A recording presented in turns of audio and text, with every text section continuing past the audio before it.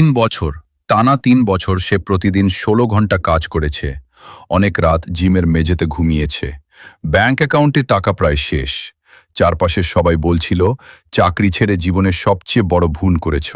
কিন্তু কয়েক বছর পর সেই মানুষটি শত শত মিলিয়ন ডলারের ব্যবসা গড়ে তুলল।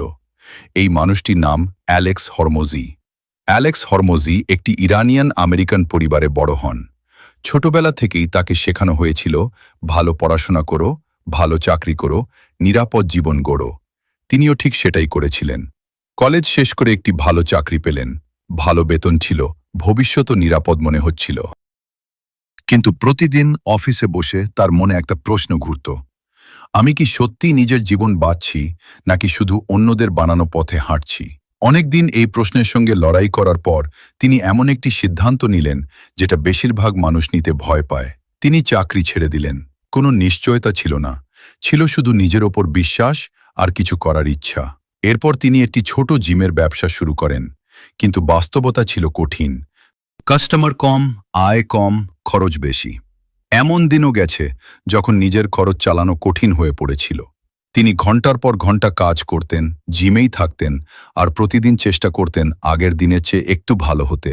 অনেকেই বলেছিল, ফিরে যাও, একটা চাকরি নাও, ব্যবসা তোমার জন্য না। কিন্তু অ্যালেক্স একটা কথা বিশ্বাস করতেন, ব্যর্থতা মানে শেষ নয়, ব্যর্থতা মানে শেখার সুযোগ।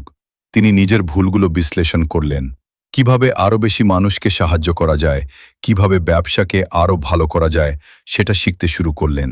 ধীরে ধীরে তার জিম সফল হলো। এরপর তিনি অন্য জিমগুলোকেও একই পদ্ধতিতে সফল হতে সাহায্য করতে লাগলেন। সেখান থেকেই তার ব্যবসা দ্রুত বড় হতে শুরু করে। পরে তিনি একের পর এক সফল কোম্পানি গড়ে তোলেন এবং প্রতিষ্ঠা করেন acquisition.com, যেখানে তিনি বিভিন্ন উদ্যোক্তাকে তাদের ব্যবসা বড় করতে সাহায্য করেন।